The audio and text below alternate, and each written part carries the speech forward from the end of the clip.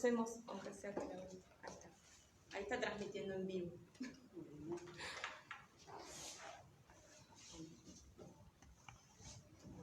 Hola. Hola, ahora sí. Bueno, buenas tardes a todas, a todos, todas. Yo soy Cecilia Rossi y formo parte de la dirección de la carrera de Sociología, soy secretaria de Relaciones Interclaustros y bueno, nos enorgullece muchísimo estar en esta presentación, que Paula y bueno, los demás miembros del equipo se hayan acercado a la carrera para que forme parte de una actividad de la carrera. Y eso en términos institucionales. El trabajo pude hojearlo, me habían pasado una versión digital y bueno, es tremendamente interesante y quiero decir dos cositas si me permiten, o tres en realidad, de por qué es un orgullo para mí estar acá. En primer lugar, bueno, por la carrera, por la actividad, por lo que representa esta investigación tan necesaria para la teoría sociológica clásica. En segundo lugar, porque soy profe de teoría sociológica clásica. Ahora a las 7 me voy a dar clases y a veces es un trabajo muy solitario, entonces, bueno, está muy piola contar con este material.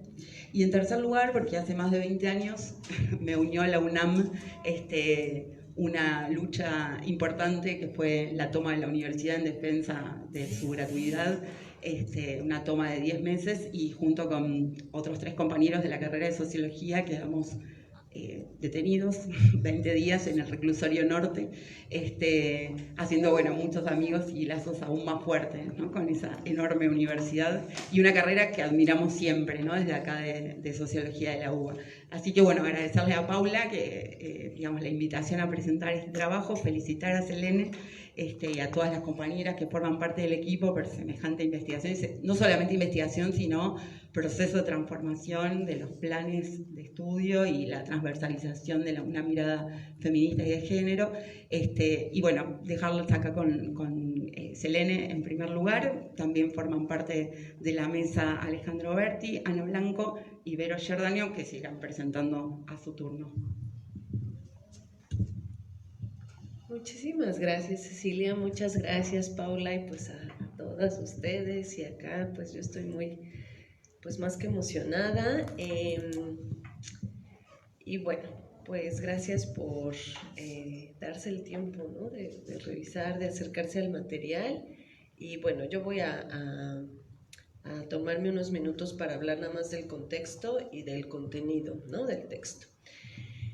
Bueno, efectivamente este es un texto pues, que sale de la Facultad de Ciencias Políticas y Sociales de la UNAM.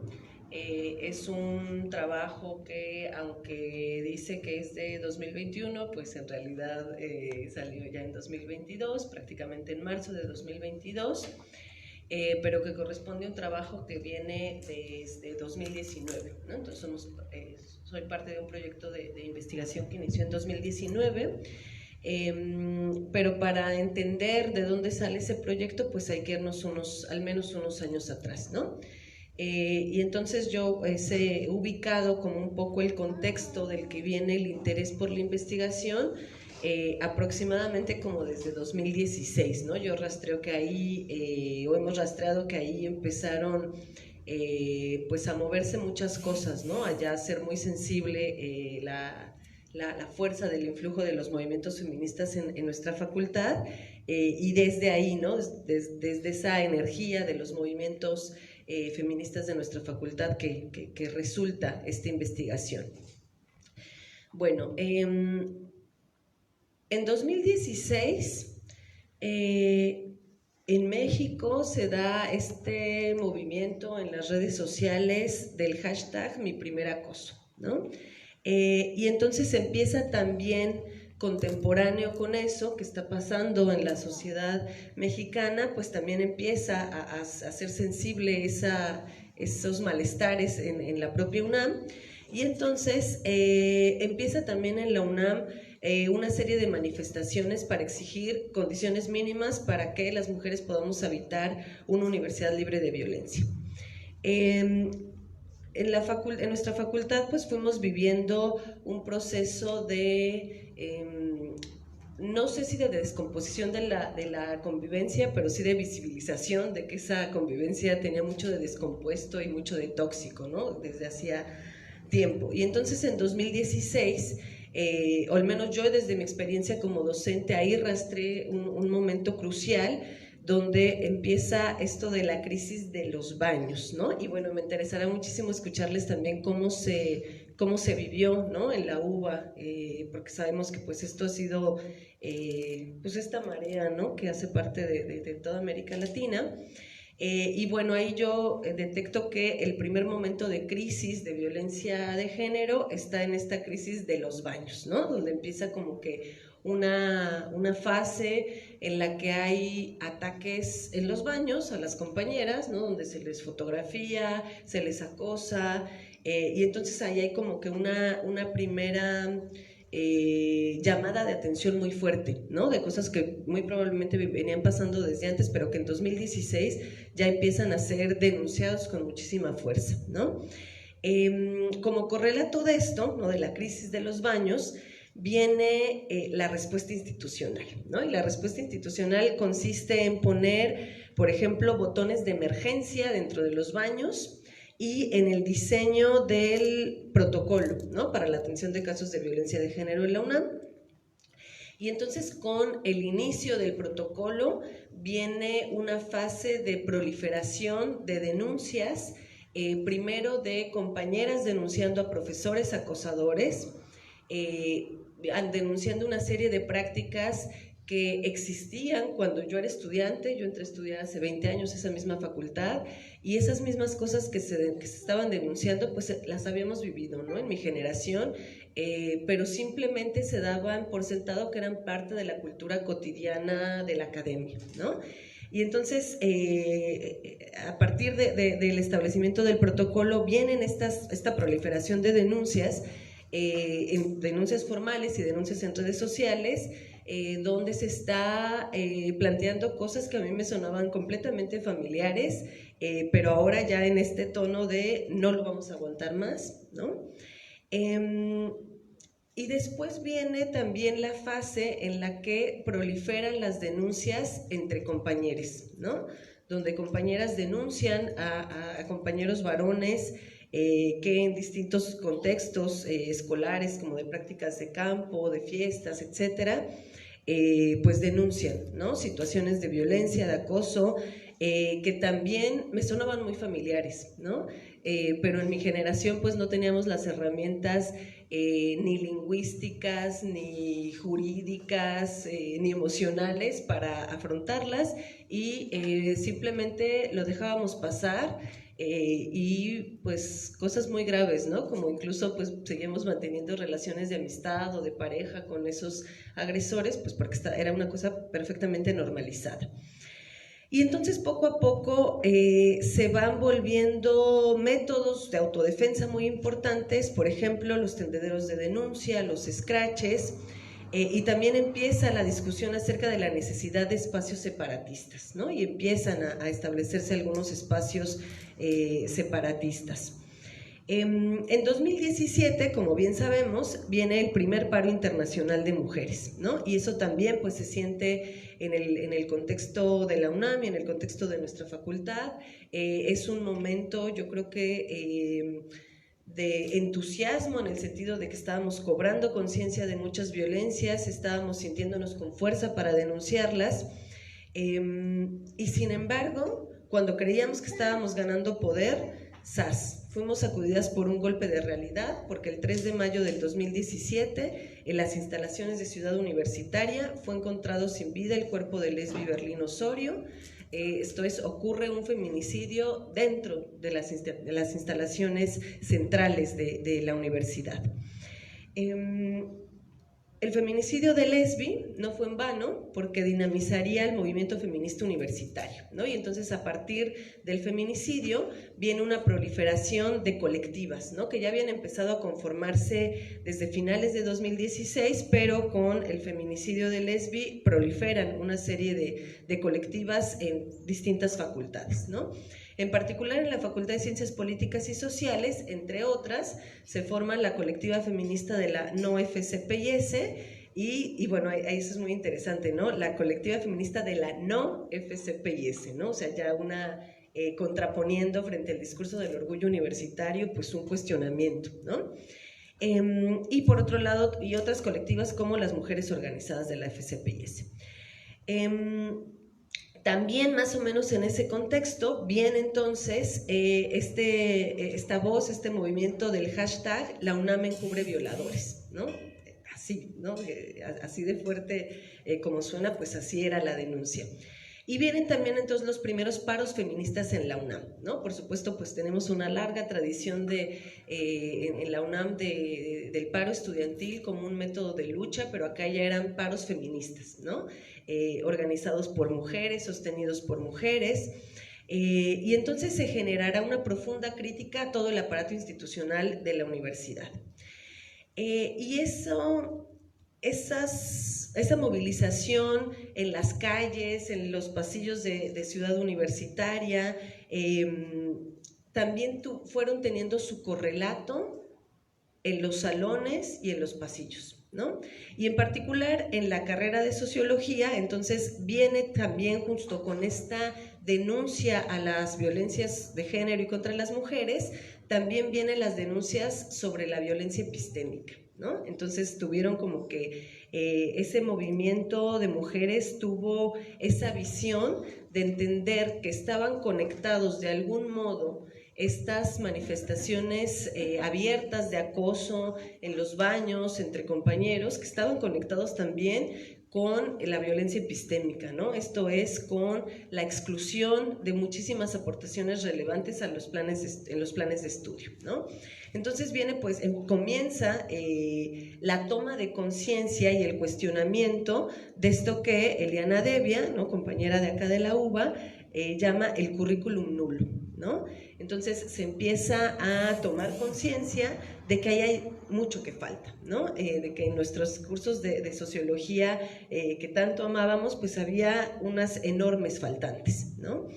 Y vienen cuestionamientos de parte de la propia comunidad estudiantil, ¿no?, de parte de las compañeras. Viene un gran cuestionamiento a, ¿de verdad no existían sociólogas?, ¿no? De verdad, en todos estos cursos que tomamos no hay ni una socióloga relevante para ser retomada en nuestros planes de estudios.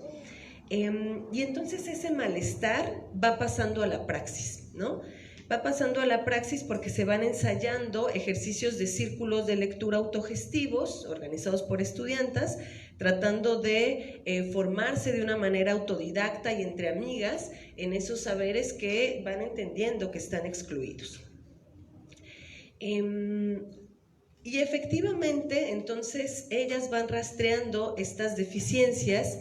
Y bueno, yo soy profesora de teoría sociológica desde hace 10 años, y entonces fue como muy sensible que empieza a haber cuestionamientos en las aulas, ¿no? Cuestionamientos cotidianos, como de, bueno, pero ¿por qué puros autores europeos, ¿no? ¿Y por qué ninguna autora mujer, ¿no? Y entonces, después de que por algunos años no se habían, o yo no había quizá tenido la sensibilidad de entender esos cuestionamientos, pues ya eran muy claros, ¿no? Eran muy abiertos. Y entonces, pues cuando me pude hacer profesora de carrera y ya pude tener un proyecto de investigación, pues decidí que era muy importante canalizar esos malestares que yo encontraba en las compañeras, pues canalizarlo en un proyecto de investigación, ¿no?, en el que pudiéramos avanzar para ver qué hacer al respecto. Y efectivamente, pues a través de la investigación hemos encontrado pues muchas tendencias androcéntricas que son identificables en la currícula, ¿no?, del plan de estudios de sociología. Y bueno, voy a mencionar algunas, ¿no? Pues encontramos en el plan de estudios de sociología de la Facultad de Ciencias Políticas y Sociales, que además guarda afinidades con muchísimos planes de estudio de sociología en otros lugares que hemos podido encontrar, pues encontramos que se repite este patrón de que hay una tremenda centralidad del eje teórico, ¿no? Y de entrada eso podríamos pensar que es una fortaleza, ¿no? Eso nos enseñan a pensar y hasta sentirnos muy orgullosas de que leemos un montón de teoría y que hasta hay por ahí luego unos memes muy chistosos de un perrito que tiene un brazo como muy fortalecido y es la teoría, y el otro brazo todo guango, enclenque, y es todo lo demás, ¿no? Entonces como hay un gran orgullo de que somos muy buenas para la teoría. Pero en realidad esto es un problema, ¿no? No es algo de lo que deberíamos sentirnos tan orgullosas, sino que tiene que ver con, bueno, un poco esto que hablábamos ahorita hace rato con Paula de, pues hay toda una fetichización a la gran teoría, ¿no? Como si eso fuera la sociología, ¿no? Como si fuera la parte más importante de la sociología. Y claro, es dar esa tremenda centralidad al eje teórico, pues es una de las tendencias patriarcales, ¿no? De nuestros planes de estudio, pensando, porque entonces estamos ahí como que moviéndonos en una clasificación y jerarquización de las disciplinas, donde otras disciplinas con un carácter más dirigido a la intervención social, como el caso de trabajo social, aparecen como disciplinas, sabemos que en esta configuración ciencias sociales, ciencias duras, como les decimos, y que ahí está toda esta connotación, pues las ciencias sociales somos las disciplinas feminizadas, pero dentro de esas ciencias sociales feminizadas se vuelve a trazar, ¿no? Estos binarismos, muchas gracias, se vuelven a trazar estos binarismos. Y entonces la sociología aparece como una disciplina masculinizada, ¿no? Dentro de las ciencias sociales. Algo que, por ejemplo, Luz Gabriela Arango, socióloga colombiana, ya denunciaba hace unos 15 años, ¿no? Planteando la sociología es quizá una de las ciencias sociales con el perfil más androcéntrico, ¿no? Por otro lado, en nuestro plan de estudios, pues también encontramos una desvinculación total entre las asignaturas optativas de feminismo, por un lado, y las de teoría sociológica, por el otro, ¿no? Como si el feminismo no fuera también teoría sociológica, ¿no? Y también encontramos ese paralelismo con una desvinculación total entre las asignaturas teóricas y las asignaturas que abordan el pensamiento latinoamericano, ¿no? Incluso son la teoría sociológica, es la teoría europea, y la teoría latinoamericana no se le llama teoría sociológica latinoamericana, sino pensamiento social, ¿no? Entonces ahí que nuestras jerarquías teoría estaría arriba que pensamiento, ¿no? Como en los supuestos en los que se mueve nuestra disciplina. También encontramos, y este es un patrón que pues, hemos rastreado en casi todos los planes de estudio que hemos encontrado de sociología, este patrón de narrar la historia de la disciplina en términos de grandes padres fundadores, ¿no? Y una vez más, como que nos enseñan a sentir orgullo de eso, ¿no? Como que eso es de algún modo también lo que da uno de los núcleos de la identidad disciplinar, ¿no? Estos padres fundadores, una vez más, como si fuera un gran motivo de orgullo. Y pues bueno, yo ahí encuentro un montón de paralelismos pues con los nacionalismos, ¿no? Que nos enseñan a pensar, a buscar grandes héroes en lugar de procesos históricos, ¿no? Y bueno, como parte de esto, por supuesto que hay una prácticamente total ausencia de autoras, ¿no? Y entonces junto con Lengerman y Niebruch, sociólogas estadounidenses, recuperamos esta categoría de que entonces las sociólogas han sido borradas de los planes de estudio, ¿no? Y decimos, junto con estas sociólogas estadounidenses, borradas, no invisibilizadas, no silenciadas, no marginadas, sino borradas, porque en su momento, ¿no? En los años de conformación de la sociología clásica, tuvieron una presencia muy importante, existieron estas sociólogas, escribieron, algunas de ellas dieron clases, en su momento eran sociólogas muy reconocidas, y es en realidad entonces en el curso de la escritura de la historia de la sociología en la segunda mitad del siglo XX cuando se les borra o se les saca de la escritura, ¿no? Entonces estuvieron ahí y luego se les borró, se les sacó de la escritura.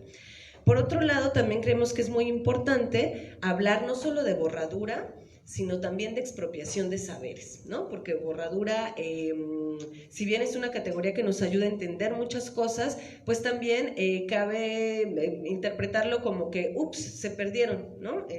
¿Quién sabe qué pasó? Inocentemente ahí fueron borradas, no se acordaron de incluirlas, pero también hemos rastreado que hay un fenómeno de expropiación de saberes, ¿no? En ocasiones, contribuciones que han sido aportadas por mujeres, después con las décadas se les va atribuyendo a compañeros hombres, ¿no? Entonces hay ahí unos fenómenos de borradura, pero también de expropiación de saberes. Entonces en nuestro plan de estudios de sociología en la UNAM solo se incluye a una autora, ¿no? En todo el plan de estudios, que es Rosa Luxemburgo, y sin recuperar tampoco de Rosa Luxemburgo para nada sus reflexiones acerca de la situación de la mujer, ¿no?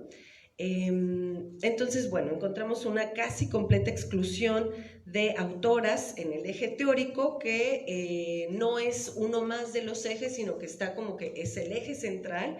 En la UNAM Sociología está compuesto son 9 cursos teóricos, ¿no? 1 por semestre, nada más en primer semestre son 2 y ya después va siendo 1 por semestre, entonces es como que la columna vertebral, ¿no? De ninguna otra eje hay tantas asignaturas, y solo encontramos a Rosa Luxemburgo, ¿no? Entonces, bueno, encontramos claramente estas tendencias androcéntricas patriarcales y entonces pues diseñamos este proyecto de intervención educativa en el que trabajamos a base de seminarios en los que nos dimos a la tarea de rastrear qué sociólogas deberían estar en nuestros planes de estudio y en qué asignaturas. Y entonces en estos seminarios pues rastreamos esas sociólogas, rastreamos qué textos habría que leer, ahí pues con toda esta dificultad de las traducciones, ¿no? En algunas autoras las traducciones son bastante limitadas. El caso más escandaloso, yo creo, pues es el de Harriet Martineau, quien es la primera socióloga, además era sorda, ¿no? Entonces es un gran personaje y no se ha traducido, ¿no? Entonces en el cuaderno, bueno, ahorita voy a hablar brevemente del contenido del cuaderno, pero una de las, pues de lo que consideramos que son las aportaciones más importantes es la traducción del primer capítulo del libro de Harriet Martineau de cómo observar la moral y las costumbres, ¿no? Entonces, en el rastreo que tenemos sería la traducción más extensa de ella, porque es el primer capítulo completo, y no hemos rastreado alguna otra cosa de ella traducida. En Lengerman y Niebrook tienen un cachito de ese primer capítulo, pero no está traducido todo, ¿no? Entonces, bueno, aquí con una traducción solidaria, porque para eso no hay financiamiento en la UNAM, eso también es un problema. Con una traducción solidaria, pues pudimos hacer esa traducción de un capítulo de Harriet Martineau. Entonces, bueno, en estos seminarios nos dimos a la tarea de rastrear qué autoras serían las que tendríamos que estudiar en los cursos de sociología, para qué cursos, qué es lo que podríamos revisar. Entonces nos dimos a la tarea en estos seminarios conjuntos entre profesoras, adjuntas, estudiantas, a leerlas y a discutir cómo se les podría insertar, ¿no? En qué cursos vinculados, de qué manera con los autores, etc. Entonces, bueno, lo que hicimos en el cuaderno de trabajo, pues es un primer insumo. Me gustó mucho lo que dice Ceci de que a veces la docencia es una labor solitaria, ¿no? Y un poco por ahí va la idea de hacer un cuaderno de trabajo, en el sentido de que es un libro didáctico, ¿no? Un libro auxiliar para la docencia. La idea era, yo sé como profesora de teoría sociológica que incluir un autor o autora nueva pues es un quilombo, ¿no? Como dicen aquí. No es nada sencillo, ¿no? Ya tenemos a veces muy armados nuestros cursos y decimos, bueno, pero ¿cómo voy a meter a un autor o autora nueva? No da el tiempo y tengo que investigar un montón, ¿no? Pues imaginémonos, ¿no? Damos teoría sociológica 1, 2, sentimos que ya tenemos armadísimos nuestros cursos y de repente es empieza a leer de nuevecita, como si fueras estudiante de primer semestre, descubre una nueva autora, léela sin ningún recurso, prepara la clase, etcétera, pues claro que es pesado, claro que es un reto y hasta atemoriza, ¿no? Yo creo que como docente. Entonces nuestra idea era un apoyo a la docencia, ¿no? Dar un insumo que pudiera alentar a les docentes, animarse a decir, bueno, aquí hay un insumo que me va a ayudar y me puedo animar a, por primera vez, incluir esta autora, y ya después, en los siguientes años, pues voy leyéndola cada vez más, voy enterándome, voy preparando mejor la clase, pero me animo porque hay un primer insumo que me puede apoyar, ¿no? A incluir a nuevas autoras. Entonces, pues esa era la idea. Entonces tuvimos seminarios para estudiar estas autoras, como decimos, y la propuesta entonces fue incluir en el curso de, allá en la facultad se llama Sociología Clásica, el proyecto científico del positivismo, ¿no? Ese es el título completo del curso de positivismo. Entonces ahí proponemos incluir a Harriet Martineau, que les digo que ya está reconocido que sería la primera socióloga, ¿no? Contemporánea de Comte, ¿no? Para que nos imaginemos de qué momento histórico estamos hablando. Entonces proponemos incluir a Harriet Martineau en primer semestre en ese curso de positivismo. También para primer semestre, en primer semestre se da ya en la Facultad de Ciencias Políticas y Sociales de la UNAM, se da también la crítica al capitalismo, ¿no? Que es el curso para estudiar a Marx y los primeros marxismos. Entonces proponemos ahí incluir a Clara Zetkin y a Rosa Luxemburgo. Como ya decía, Rosa Luxemburgo sí aparece por ahí en el curso de marxismo, pero no viene integrado para nada toda esta discusión que fue crucial para el marxismo clásico de la cuestión de las mujeres, ¿no? Entonces proponemos incluir ahí esto, ¿no? ¿Cómo plantea el marxismo clásico la cuestión de las mujeres? Y para el curso de segundo semestre, que es Sociología Comprensiva, ¿no? Que ahí el estelar es Max Weber, proponemos integrar a Marianne Schnittga, ¿no? Quien solemos conocer como Marianne Weber, pero pues por razones de evitar esto del Weber y Weber, ¿no? Decidimos, y esa fue pues una pelea que tuvimos que dar, usar el apellido Schnittga, ¿no? Para que no cupiera, y es muy interesante. Hace poco, en una charla, nos decía una compañera colombiana, decía, yo ya había leído a Marianne Weber, pero yo creía que era Alfred Weber, ¿no? Entonces dice, porque a mí me los referían como Weber y Weber, entonces yo decía, pues son los hermanos Weber, ¿no? Y dice, entonces, que le costó mucho trabajo y fue una gran confusión como que acomodarlo en su cabeza. No, es que había una esposa y que escribió cosas importantes, etcétera, ¿no? Entonces ahí, bueno, me encantó esa anécdota porque dije, claro, es la reafirmación de que, claro que hay razones no solo políticas, no solo éticas, sino también epistemológicas para reivindicar el apellido Schnittga, ¿no? Y evitar esto del Weber y Weber, que se presta muchísimo a la confusión, ¿no? Entonces, pues básicamente lo que hicimos fue agarrarnos el plan de estudios desde el primer semestre y luego ir avanzando, ¿no? En qué autoras tendrían que ser integradas. Entonces, este material, este cuaderno de trabajo, es el primer insumo para cubrir estas 3 primeras asignaturas, ¿no? Y bueno, lo que encontramos en realidad de cada uno de estos, entonces el cuaderno de trabajo está compuesto de 3 capítulos, uno por cada asignatura, ¿no? Y para cada capítulo lo que integramos es la propuesta de cómo intervenir el programa de esa asignatura, un ensayo contextualizando a la autora y un ensayo sobre la autora, ¿no? Sobre los fundamentos del pensamiento de la autora. Y en el caso de Harriet Martineau, la traducción, ¿no? La traducción del capítulo 1 de cómo observar la moral y las costumbres. Bueno, entonces básicamente la propuesta del texto nos gusta plantear lo que es una hair story de la sociología, ¿no? Si la historia es esta, la history, ¿no? La voz androcéntrica, ¿no? Que hace representativo de lo humano la subjetividad masculina blanca, que en realidad es representativa de un puñadito de personas en el planeta, pero que se suele sobregeneralizar, ¿no? Sobre representar. Entonces las historiadoras feministas le dan la vuelta y dicen, no, entonces tenemos que escribir una her story, ¿no? Esto es, lo que pretendimos hacer fue, o tratamos de hacer parte de un movimiento que existe en muchos lugares, de hacer una historia compensatoria de la sociología, ¿no? Una historia que restituya a las mujeres a la memoria de la sociología, y esto, decimos, parafraseando a John Scott, sería una nueva historia de las mujeres, que sería, perdón, una nueva historia de las mujeres en la sociología, que sería una nueva historia de la sociología.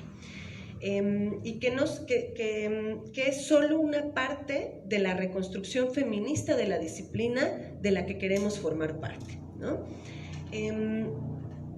Y bueno, entonces la idea de este libro didáctico, como yo decía, es de apoyo a la docencia, pero también por otro lado es una invitación a que el estudiantado se aproxime a las autoras, las integren o no en sus cursos, ¿no? Porque pues es esta enseñanza fantástica de Rosa Luxemburgo, ¿no? No es reforma o revolución, es reforma y revolución, ¿no? Entonces, en lo que logramos la revolución de los planes de estudio, en lo que logramos incidir en que quede en papel esa transformación, pues mientras ya tenemos que ir transformando las aulas, ¿no? Y el estudiantado pues es parte fundamental de eso, y creemos que también hay formas de que el propio estudiantado se acerque a estas sociólogas, independientemente de si en sus cursos las están incluyendo o no. Entonces también pues la idea era que este libro también pudiera servir para que de manera autodidacta las estudiantas se acerquen a estas autoras, ¿no? Y también creímos que era muy importante darle este giro de un cuaderno de trabajo, esto es de un libro didáctico, porque nos dimos cuenta en el curso de la investigación de que esto es un movimiento, pues esta idea de la marea, ¿no? Esto se está moviendo en muchas geografías, hay varios proyectos de investigación similares a este en distintas latitudes, y sin embargo, no han tenido o no hemos logrado tener que sea sensible, ¿no? Esa transformación, ese movimiento que está ocurriendo, no se está viendo aún reflejado en los planes de estudio, ¿no? Aún no está llegando a ese nivel de institucionalización, y entonces creemos que es peligroso que esto se convierta en un saber especializado de un número reducido de expertas, ¿no? Creemos que lo fundamental es que se integre a la formación básica de sociólogos y sociólogas, ¿no? No que sea el tema de estudio de algunas especialistas que se dedican a esto, ¿no? Porque decimos, pues eso hace parte de esto que se ha llamado la guetización de los estudios feministas, ¿no? Como si fuera de, bueno, hay un puñadito de feministas a quienes esto les interesa. Y ya nada más para cerrar, quisiera plantear la pregunta o la problematización pero ¿desde qué enfoque hacerlo? ¿No? ¿Desde qué enfoque incluir a estas autoras? Y entonces creemos que es muy importante enfatizar que no se trata de cubrir cuotas de género, ¿no? No ese es el enfoque. Tampoco se trata simplemente de sumar, ¿no? No se trata nada más de integrar una unidad nueva. Y tampoco se trata de restar, ¿no? Porque también nos hemos encontrado de repente con las resistencias pero entonces ya vamos a dejar de enseñar a Durkheim, vamos a dejar de enseñar a Marx. No, por supuesto que no, los vamos a seguir enseñando, pero los vamos a poner a dialogar con quienes estaban en diálogo, ¿no? Porque ellos no estaban trabajando de manera aislada. Entonces queremos ponerlos a dialogar con aquellas compañeras que en efecto estaban dialogando en aquellos momentos, ¿no? Entonces no se trata, el enfoque con el que creemos que podemos integrar a las sociólogas es desde la ruptura epistemológica del feminismo, ¿no? Esto es, desde dar cuenta que no existe una sociología universal, ¿no? Y que también la sociología hecha por los clásicos tiene una marca, tiene una huella de género, una huella geopolítica, una huella racial, ¿no? Entonces, lo que ellos hicieron no es la sociología universal, sino que es una sociología situada, ¿no? Y entonces dar cuenta de eso, pues creemos que es muy importante, y bueno, eso ya da todo un giro, ¿no? No es la sociología universal, esa no existe, sino que es una sociología situada, igual que la sociología hecha por las mujeres. Esto es, la diversidad de experiencias de vida de las mujeres hace aportaciones particulares al canon de la sociología, porque complementa, enriquece, complejiza y transforma el diagnóstico crítico de la modernidad trazado por la generación fundadora. De modo que al incluir a estas autoras se reconfigura la historia de la disciplina, se abren nuevas coordenadas de debate y aparecen nuevos elementos para los viejos debates, ¿no? A mí me gusta como metaforizar esto con el juego, esta idea del juego de Jenga, ¿no? Este juego de las piecitas de madera, ¿no? Que vamos haciendo una torre. Entonces me lo imagino como ya tenemos la torre ahí bien armada, ¿no? Está hermosa, no se cae, se ve sólida. Pero nos damos cuenta de que hubo piezas que se quedaron fuera, ¿no? Que no integramos y las queremos ir integrando. Pero resulta que la primera pieza también quedó afuera, ¿no? Porque la primera pieza, visto así en el relato histórico de la conformación de la sociología, Harriet Martineau es una de las primeras piezas, ¿no? Y entonces esa primera pieza pues hay que ponerla donde va, en la base. ¿Y qué pasa si esa torre de Jenga le metemos una pieza hasta abajo? Se va a tambalear, ¿no? Esto es, las certezas disciplinares que tenemos se tambalean, ¿no? Y de ahí viene esta idea de, es que se va a caer, ¿no? Porque lo que está pasando, y no se va a caer, lo vamos a tirar, ¿no? Lo vamos a tirar para reconstruirlo. Y entonces ahí viene esta metáfora de la reconstrucción feminista, de la disciplina, que en el cuaderno de trabajo hablamos de la transversalización de la perspectiva feminista. Y bueno, desde que escribimos el texto ahora, pues hemos seguido aprendiendo cosas, hemos seguido entendiendo cosas y hemos seguido pues haciéndonos también autocríticas de nuestro trabajo. Y bueno, pues nos encontramos con esto de que la categoría de transversalización la usa la ONU. Entonces dijimos, no, pues ahí hay una señal de alarma, ¿no? Ahí algo está pasando, hay que repensar el concepto. Entonces ahora nos gusta más pensarlo como la reconstrucción feminista, ¿no? De la sociología. Y entonces implica el incluir estas autoras, no es solo sumar, sino es una ruptura epistemológica, porque en las autoras encontramos una sociología hecha en una voz diferente, ¿no? Como dicen otras compañeras especialistas. ¿Y por qué una voz diferente? Porque encontramos en estas sociólogas una voz más bien localizada, ¿no? Que no pretende prefigurar esta sociología universal, sino que ellas siempre plantean que están hablando de un contexto muy específico. Es una sociología que en todas las clásicas que hemos encontrado es una voz crítica y comprometida, nada de la neutralidad valorativa, y hay una discusión muy interesante entre Max Weber y Marianne Schnitger, ¿no? Y el planteamiento de Marianne Schnitger es, no, neutralidad valorativa no, es pensamiento social para movilizarnos y transformar algo, ¿no? También encontramos una voz accesible, ¿no? Una sociología escrita también para un público no universitario, porque ellas en muchos casos no estaban dentro de la universidad, porque no eran bienvenidas, porque no estaba permitida la inscripción de mujeres en las universidades. Entonces se movían mayoritariamente en otros espacios como el periodismo, la movilización política. Por ejemplo, Jane Addams, sí, como una profesora, pero fuera de las universidades. Entonces hay una sociología, eso es muy interesante, una sociología extraacadémica, una sociología extramuros, una sociología que pretende ser accesible al público en general, ¿no? Por ejemplo, Harriet Martineau, pues es fascinante, tenía toda una serie escrita para infancias, ¿no? Sobre economía política, ¿no? Porque decía, pues la economía política no es ningún misticismo ni nada, ¿no?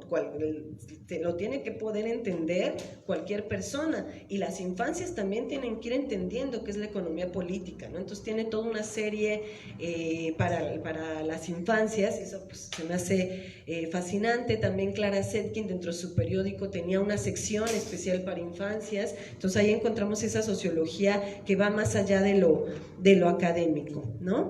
Y es una sociología que además muchas veces encontramos en géneros no canónicos, ¿no?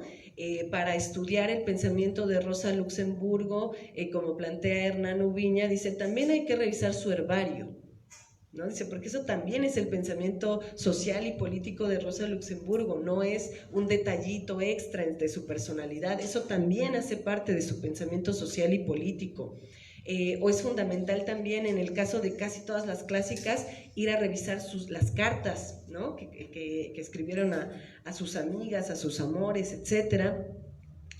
Y bueno, encontramos entonces no necesariamente el gran tratado de sociología, ¿no? Sino en estos otros géneros como el periodismo, la agitación política, y ahí también encontramos pensamiento social muy relevante, ¿no? Que tiene que ser recuperado. Y esto, por supuesto, esto de que es una voz diferente, pues no es por ninguna esencia femenina, ¿no? Por supuesto que no, es por la experiencia de vida diferenciada, ¿no? Esto de, son mujeres que no se desarrollaban muchas veces dentro de las universidades, entonces tienen una voz distinta, ¿no? De los hombres que sí se están moviendo en las universidades con las exigencias académicas.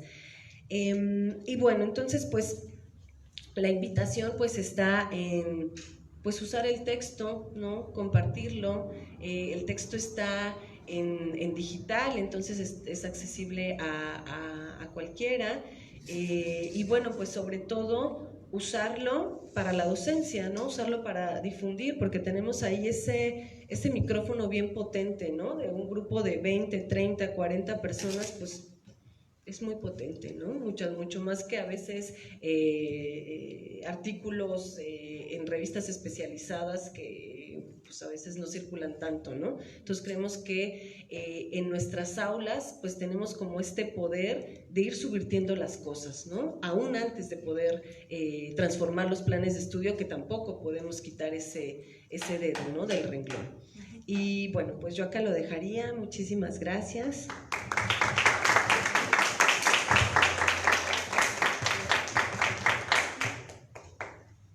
Muchísimas gracias, Selene, por la presentación, bueno, y por el libro. Yo lo leí y cuando me lo mandó Paula, tengo que decir que me lo devoré, ¿no? Porque es lindo de leer, además. Me parece un trabajo excepcional, es un trabajo necesario, muy, muy bueno. Todo está fundamentado con los textos, tiene bibliografía, realmente es un trabajo que vale la pena y yo creo que va a ser de una enorme utilidad. Así que bueno, estoy muy agradecida de haberlo recibido así con la misión de decir algo. No sé si es mucho lo que puedo decir, pero estoy agradecida porque me llevó a leerlo. Así que bueno, muchas gracias por la invitación, estoy muy, muy contenta de estar acá con colegas queridas. No me presenté, pero creo que todos me conocen. Soy Alejandra Oberti y enseño en esta facultad, en la carrera de Sociología, desde hace décadas y décadas, teoría feminista. Justamente en ese entramado que vos decís que es tan difícil de juntar, de hacer que ese feminismo que ponemos en nuestras aulas sea teoría. Y la carrera de Sociología, nuestra carrera de Sociología aquí, después voy a hablar un poquito de eso, tiene, bueno, una virtud en su plan de estudio que es también su defecto, tal vez, o no sé, no. Acá siempre hay una discusión sobre la actualidad de nuestro plan de estudio. No quiero entrar en esa discusión ahora, pero lo cierto es que como tiene una enorme flexibilidad como plan de estudio, existe teoría feminista desde hace muchísimos años. en un lugarcito así, como decías vos, ¿no? Ahora, después me detengo, pero primero quería decir dos cosas sobre el cuaderno. La primera cuestión que te iba a decir la trajiste vos acá sobre el final casi, con la idea de transversalización, ¿no? Yo leía y escuchaba la cuestión de la transversalización y digo, no es transversalización esto que están haciendo, es otra cosa. Y no solo por lo de Naciones Unidas, es cierto lo que vos decís de Naciones Unidas, pero además me parece que lo que hay en la academia y la discusión que se está dando en la academia argentina, o sea, lo digo muy situadamente, ¿no? Pero en estudios históricos, en estudios sociológicos, acerca de la necesidad de transversalizar, muchas veces lo que implica es agregar un ítem, ¿no? Agregar una cosa más, decir, bueno, aquí también hay, ¿no? Eso sucede, por ejemplo, en los estudios que se refieren al pasado reciente, ¿no? El pasado reciente argentino, a la dictadura, a la violencia política, ¿no? Bueno, entonces se agrega también la cuestión de género. Entonces hacemos una marca, ponemos un renglón, pero eso, y ese es el problema de la transversalización, no modifica en nada esa estructura, porque la damos como una estructura que ya está dada, ¿no? Yo creo que eso pasa en los estudios históricos, pasa en los estudios, por lo menos en los estudios históricos del pasado reciente argentino, que es lo que conozco, ¿no? No estoy hablando no estoy universalizando algo, y ahí me parece que hay un problema. Lo mismo me parece que es lo que está pasando en mucho de lo que se viene escuchando acerca de la necesidad de transversalizar los estudios de género. Hay algunas publicaciones, empezaron a ver algunas cuestiones, decir, bueno, no guetifiquemos, no encerremos, no hagamos disciplinas, materias que tomen estos temas específicamente, sino que transversalicemos. El problema es que esa noción de transversalización es una noción que es casi... Lo digo acá porque somos pocas, no es una crítica sarcástica la que quiero hacer, pero es casi un pinkwashing, o sea, le ponemos una cosita, o sea, y en general es gente muy bien pensante y lo hace con una profunda voluntad y compromiso, ¿no? Por eso digo, no quería ser sarcástica, pero es el resultado finalmente que se da. Y a mí me parece que la propuesta que hacen ustedes en ese sentido no es una transversalización, sino que es, bueno, vos lo dijiste acá, le encontraron otro nombre ahora, y me encanta, ¿no? Esto de reconfigurar, repensar, realmente dejar que se caiga, ¿no? O sea, a ver, metele una cuña ahí abajo y se va a caer, ¿no? Si metés una pieza más ahí abajo, me encantó la forma como lo dijiste, ¿no? Porque, digo, yo acá notaba tímidamente mientras lo iba leyendo, decir, bueno, por ahí hay que adjetivar esa idea de transversalidad, ¿no? ¿Qué idea, no? Pero bueno, ustedes fueron más allá, decir, bueno, hablemos de otra cosa, ¿no? Hablemos de algo que modifica el todo. Es una parte que cuando la incluís, no es un elemento catalizador que entra y sale, lo puedes poner y sacar y una vez que lo sacaste te queda todo igual. Entonces quien puede lo hace, quien no puede no lo hace, porque la verdad que es cierto esto que os decías también. No, es difícil incorporar nuevos autores y, bueno, no sé, en nuestra universidad, creo que en todas las universidades públicas de América Latina tenemos algo que defendemos mucho, que es la libertad de cátedra, ¿no? Esa palabra tan...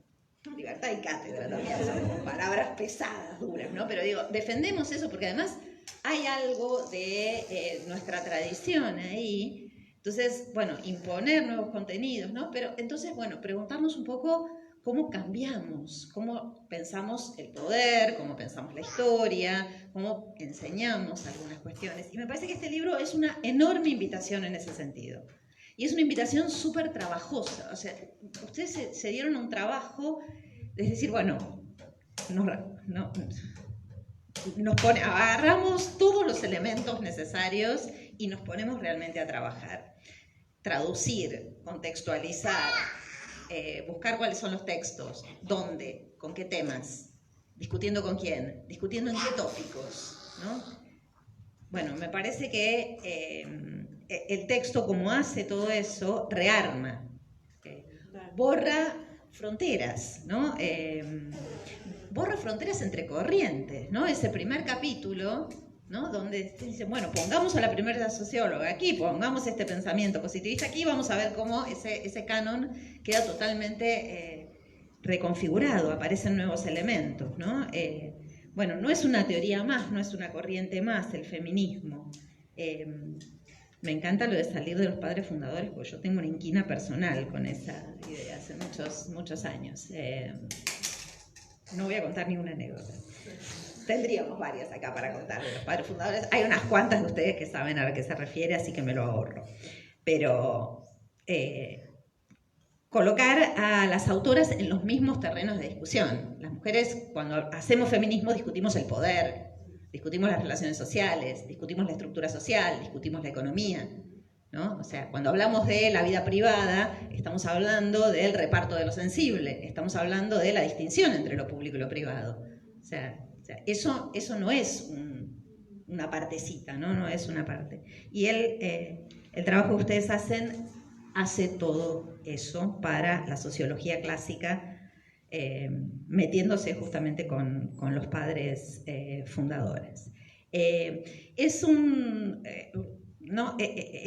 Ustedes hablan de violencia epistémica. Yo estoy tratando de trabajar y de configurar con un concepto para otra cosa, pero que me martillaba todo el tiempo en la cabeza cuando leía, que es el de injusticia epistémica, ¿no? Es violencia, pero ¿por qué hay una injusticia, ¿no? Hay una cierta injusticia en esto. Que es ese efecto Cassandra que tenemos, que sentimos muchas veces las mujeres. No tengo razón, pero nadie me escucha. O sea, lo que digo está bien, ¿no? Es adecuado, pero nadie me escucha. Y ahí, con la transversalización también, aparece una cuestión, que es que en este nadie me escucha, esta suerte de injusticia epistémica en esa distribución de las autorizaciones para hablar, para decir, para intervenir, hay algo de que hasta que los varones no toman un tema, ¿no? Hasta que el canon no toma un tema, ese tema no es legítimo. Y la transversalización pensada tradicionalmente, no esto que ustedes hacen, que para mí, repito, es otra cosa, es un poquito eso, ¿no? Decir, bueno, ahora sí, ahora vamos a hablar de salud desde una perspectiva de género, ¿no? Porque incluimos entonces esto donde los varones también están trabajando. Así que yo recomiendo muchísimo este texto. Hay que hacer algo como para que circule lo más posible aquí, que lo discutan. No sé, una jornada para discutirlo con las materias que enseñan teoría, que aquí también son muchas, son muy buenas, nos da una formación que está buenísima porque, o sea, tiene algo con... enseñar a pensar, y son colegas que yo los respeto, los quiero, entonces me parece que necesitamos por ahí generar una discusión más amplia que incluya estas cuestiones. Y quería decir dos cosas muy breves para entrar en diálogo un poco, porque vos nos contaste mucho todo el contexto, y entonces por ahí decir algunas cosas también sobre nuestro contexto local me parece que es interesante. Nosotras... yo trabajo en un área de estudios feministas o algo así en la carrera de sociología desde que era estudiante en los años 90, que se empezó a dictar la primera materia en el año 94 acá en la carrera de sociología en esta facultad. Y eso ha tenido un recorrido muy, muy largo y muy diverso. Pasaron muchas cosas en el medio de todo eso, pero varias de las acciones y de las cuestiones que vos nombraste, nosotras las trajimos aquí en algunos momentos en los últimos años. El tendedero, ¿no? Hicimos un tendedero, bueno, tenemos la expectativa de volver de repetirlo el año que viene, nos cortó la pandemia, pero lo que quería comentar tiene que ver con esta pregunta sobre ¿hay autoras en tu programa? ¿No? ¿Hay autoras en los programas?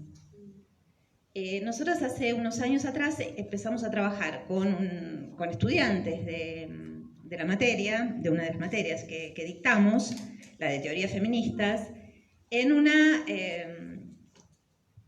tratando de hacer un trabajo que permita salir del aula al resto de la facultad, ¿no? Hicimos unos talleres lo resumo, las estudiantes aprendieron a hacer stencil, ¿no? Y entonces hicimos para el 3 de junio, que es un día que aquí se conmemora la violencia contra las mujeres, y hay una gigantesca movilización, hicimos una actividad preparatoria para esa movilización, haciendo esténciles aquí en los pasillos. Y la consigna, esto fue en 2016, una de las consignas que elaboraron las estudiantes en diálogo con el equipo docente, decía: ¿hay autoras en tu programa? Voces feministas en la universidad. El colectivo, de hecho, que formamos se llama Voces Feministas en la Universidad, nos quedamos ahí con ese nombre, ¿no? Y en esa pregunta, ¿hay autoras en tu programa?, esa pregunta quedó empapelada en toda la facultad. Y esa pregunta después empezó a circular, transformándose de ¿hay autoras?, una pregunta retórica que buscaba intervenir, etcétera, etcétera, en una pregunta mucho más cuantitativa de ¿cuántas autoras hay en tu programa?, leía la gente, ¿no? Entonces generó una enorme incomodidad, porque, o sea, le estaban preguntando a los profesores y a las profesoras, o sea, le iban a hacer una especie de estadística de cuántas autoras tenían. Tenés que tener el 20%, el 30%, el 50% o algo por el estilo, ¿no? Me parece que esa intervención política, epistémica de ¿hay autoras?, ¿no? Esa pregunta, que es una pregunta que busca sacudir algo, ¿no? Sacudir esas aulas, transformada en contemos cuántas autoras tenemos, muestra un poco todavía el estado en el que están y todo el trabajo que hay para hacer, ¿no? Con esta transversalización adjetivada,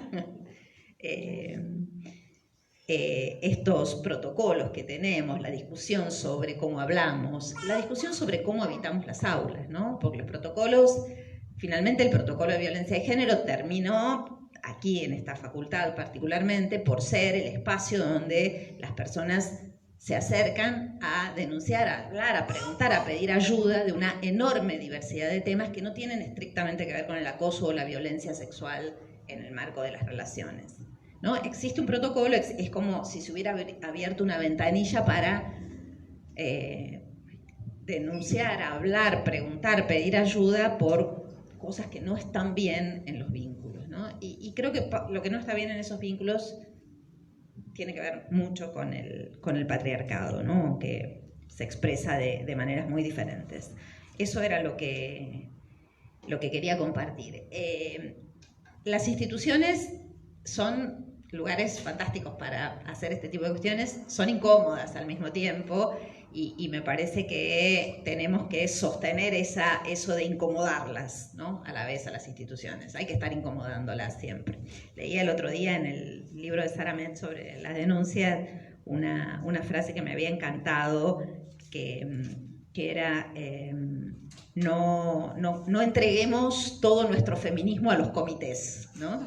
O sea, está muy bien, vamos a crear el comité, vamos a animar al comité, vamos a trabajar para que funcione, pero yo no le entrego, no le entregamos todo. Entonces, creamos el comité y al mismo tiempo sostenemos la incomodidad de seguir muchas veces desde el llano, tirando piedras, para decirlo de alguna manera, ¿no? Y me parece que un poco esto que ustedes hacen revuelve, ¿no? Revuelve en ese sentido. Así que, bueno, muchísimas gracias y felicitaciones sobre todo eso.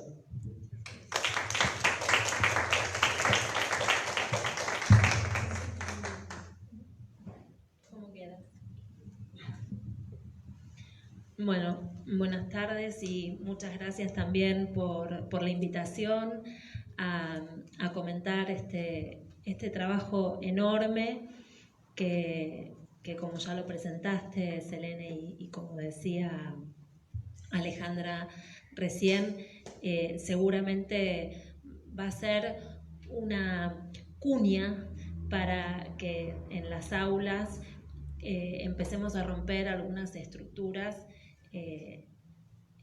a cada cual en la parte que le toca, ¿no? Mi nombre es Verónica Giordano, soy profesora también de la carrera de Sociología.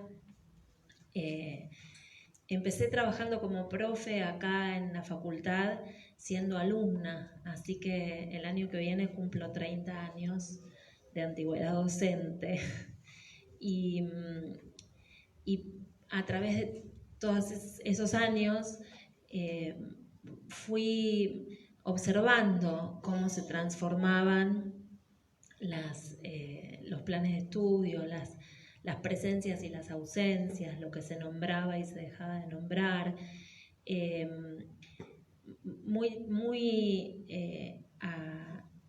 al mismo tiempo empezar a dar clases en la facultad.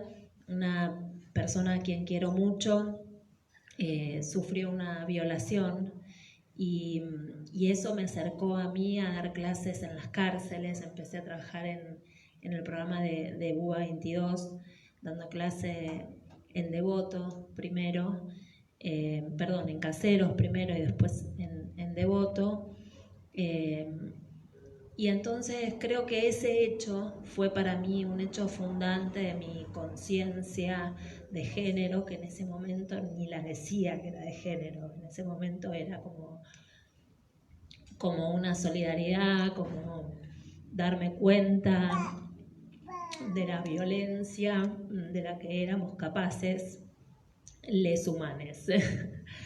Y entonces como que me costó mucho. Yo doy clases, empecé dando clases en Historia Social Latinoamericana, y al mismo tiempo había un taller que en ese momento era extracurricular, ahora es curricular y yo soy la profe a cargo. Esa materia tenía un taller de investigación que estaba conectado con Historia Social Latinoamericana y donde la propuesta era que a quienes les interesaba la historia de América Latina nos reuniéramos ahí para proponer temas de investigación y hacer trabajos de investigación. Era un taller de investigación, es un taller de investigación. Entonces, como muy temprano, empecé a buscar referencias de género en lo que leía, que era, leíamos a los padres fundadores, porque los padres fundadores, además de ser padres fundadores de la sociología, eran padres fundadores de la sociología histórica, que era la especialidad del taller en el que estaba involucrada. Yo venía de Historia Social Latinoamericana y trabajaba en el taller de Sociología Histórica. Entonces, esta idea de los padres fundadores también me torturaba en ese momento, pero no había referencias de madres fundadoras, ni de esposas fundadoras, ni nada que se le pareciera.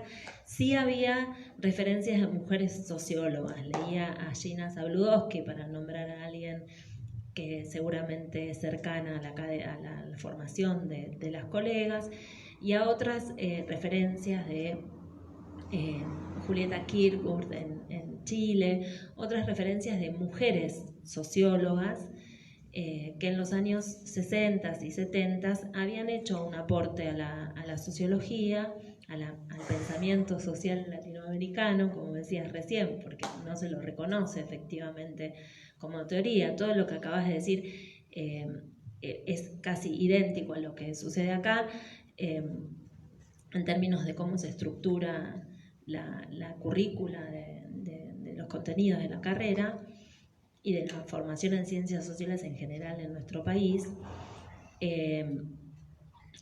Y conocí a Dora Barrancos. De una forma que narro en la antología de Dora Barrancos que hizo Claxo y publicó hace poco. La conocí a Dora Barrancos porque Dora Barrancos fue mi alumna.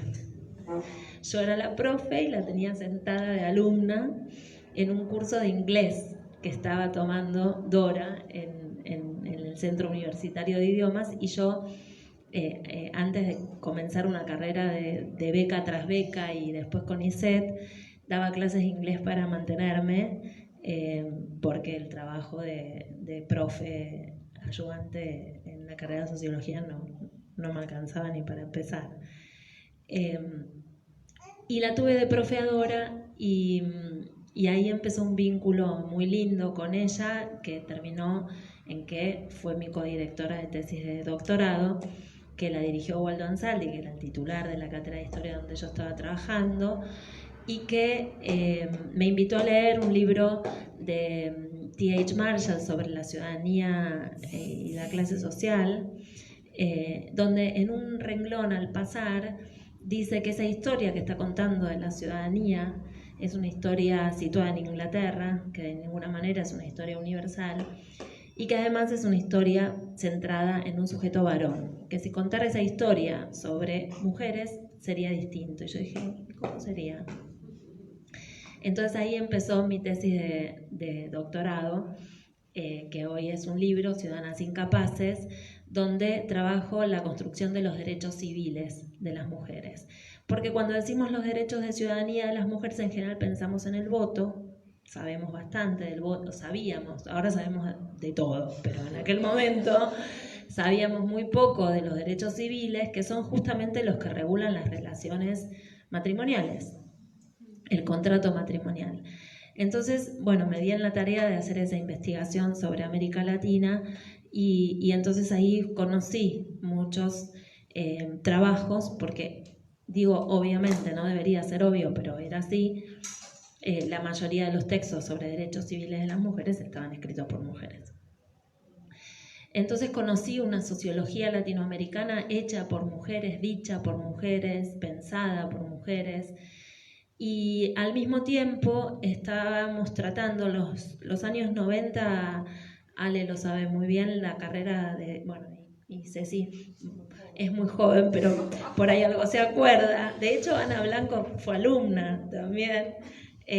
Los años 90 fueron muy difíciles acá, bueno, en todas partes, pero en la carrera de sociología, desde el punto de vista en el que yo lo veía, que venía de historia latinoamericana, con Waldo Ansaldi, que había sido secretario de Claxo, que tenía un panorama sobre las ciencias sociales en América Latina muy variado, muy nutrido. Y de repente empezaban a cambiar los planes de estudio, y aparecían nombres en inglés y aparecían modas, todo era post y post todo. Y entonces sentía cómo se iba desarmando, ¿no? en términos de la carrera, ese pensamiento latinoamericano que era la impronta con la que había surgido, porque al lado de Gino Germani hubo otros personajes muy importantes para la sociología y una latinoamericanización de la sociología a partir de que justamente a través de los exilios y a través de la institucionalización de la sociología en América Latina empezó a haber fondos para la circulación. Entonces ahí empezamos a hacer un registro que nunca lo plasmamos en cuadernos de este tipo, pero sí aparecen en publicaciones aisladas, artículos sobre los aportes de la sociología latinoamericana a la sociología histórica, y pensar a la sociología latinoamericana como una sociología histórica y dejar de enseñar sociología histórica con autores no latinoamericanos, siendo que teníamos un pensamiento latinoamericano tan rico en sociología histórica. Cambiamos el programa también muy de a poco, ¿no? Y empezamos a incorporar a sociólogos varones latinoamericanos en los contenidos. Al mismo tiempo que ocurría esto, bueno, empezaron a aparecer y a institucionalizarse en la carrera experiencias como la que narraba recién Alejandra, de tener una materia de teoría feminista. El feminismo empezó a tener otro espacio. 2015 fue efectivamente un parteaguas en términos de lo que les estudiantes podían ver y hacer en la carrera, ¿no? Y ese Ni Una Menos de 2015 tuvo una repercusión impresionante en varios países de América Latina. De hecho, hay una tesis de una chica de México sobre el impacto del Ni Una Menos en América Latina, y muestra el mapa de cómo se fue desplegando este movimiento desde Argentina hacia el resto de la región, y es muy impresionante ver cómo está esa onda expansiva. Entonces ahí apareció la idea de empezar a visibilizar a las mujeres de la sociología y de la sociología histórica. Y si todo sale bien, en breve se publica un artículo muy chiquito que me llevó a leerlas a ustedes y a leer también algunas publicaciones muy recientes, sobre los aportes de las mujeres a la teoría sociológica clásica, solo que mi interés estaba situado en ver cuáles eran las trayectorias, las biografías y los aportes de las mujeres latinoamericanas. Y en este artículo tomamos, porque finalmente a la mitad de camino convoqué para escribir juntos a Luis Donatello, que es un colega de la carrera, porque justamente estas dos sociólogas que yo tomé tenían mucho vínculo con la Iglesia, y esto es algo que no está, que está en las mujeres que ustedes recuperan, pero que no está muy presente. Nosotros desde la UBA y desde Argentina tenemos una idea muy secularizada del origen de la sociología, ¿no? Y muy atravesada por la experiencia de Gino Germani. Pero si lo vemos a Gino Germani como un prisma, ¿no? Y a través de ese prisma miramos lo que sucedió en otros países de la región, la Iglesia Católica y la Iglesia Presbiteriana estuvieron en la formación de la sociología en otros países de la región. Bueno, Chile, ¿no? Con el peso de la Universidad Católica, con el peso de la democracia cristiana también, un país que tiene una ley de divorcio en 2004. Colombia, con la experiencia de Falsborda, de Cristina Salazar, su esposa, y de Camilo Torres, educado y criado sociólogo en la Universidad Católica de Lovaina. Entonces, como estaba esta experiencia atravesada por las iglesias, y Luis Donatello es un especialista en sociología y religión, lo convoqué a terminar de cerrar el artículo conmigo, porque había cuestiones que si yo las tenía que investigar para un artículo que me habían pedido expresamente que escriba, ¿no? O sea, que no es parte de una agenda de investigación propia, iba a tardar mucho tiempo, las iba a dejar a las coordinadoras del dossier sin el artículo, y no iba a poder cumplir con el compromiso. Entonces empezamos a trabajar juntos con Luis en este texto, que espero que se publique pronto, y ahí recuperamos dos trayectorias: la de Cristina Salazar, que es la esposa de Orlando Falsborda, una mujer que no se reconoce como feminista, pero que sí mira las relaciones de género, fundadora de la carrera de Trabajo Social en la Universidad Nacional de Colombia, porque justamente el tipo de sociología que hacía era un tipo de sociología vinculada a la praxis. En ningún caso se trataba de una mujer marginal al sistema universitario, o sea, venía de una familia, digamos, de la clase alta colombiana, se había formado en Estados Unidos, una mujer con recursos, pero digamos que las asignaciones de roles, más allá de si estaban o no en las estructuras académicas, y de las urgencias, porque ¿cuáles son las preguntas que traemos como investigadoras a la sociología? Son preguntas de transformación, como todas las preguntas sociológicas, y las transformaciones que queremos, en tanto mujeres que nos acercamos a la sociología para responder esas preguntas de transformación, en general tienen que ver con problemas que nos atraviesan, y nos atraviesan indefectiblemente como mujeres, con su dimensión de género. El otro caso que recupero en ese texto es el de Betty Cabezas de González. También buscando investigar sobre la sociología histórica latinoamericana, siguiendo un poco los pasos de qué es lo que se hacía en términos de sociología comparada, en términos de comparación en sociología, di con las actas de un congreso que se hizo en el Instituto de Itela en 1964 sobre sociología comparada, y estaba la lista de integrantes, y en la lista de integrantes había 2 varones y Betty González de Cabezas. Digo, ¿quién es Betty González de Cabezas? Bueno, aparte de Betty seguro no era el nombre, por favor, quiero saber cómo se llamaba. Bueno, se llamaba Berta, pero nadie la conocía como Berta y apenas nadie la conoce. Pero escribió un libro que se llama América Latina, Unidad y Diversidad, que lo publicó en los años 60. Y digo, ¿cómo puede ser que la CEPAL y todo Claxo repite la unidad y diversidad de América Latina, y este libro yo recién me entero que existe? Bueno, que yo recién me entere no era nada, pues no soy parámetro de nada, y además medio bestia yo, porque el libro era un poco conocido, pero un poco nomás.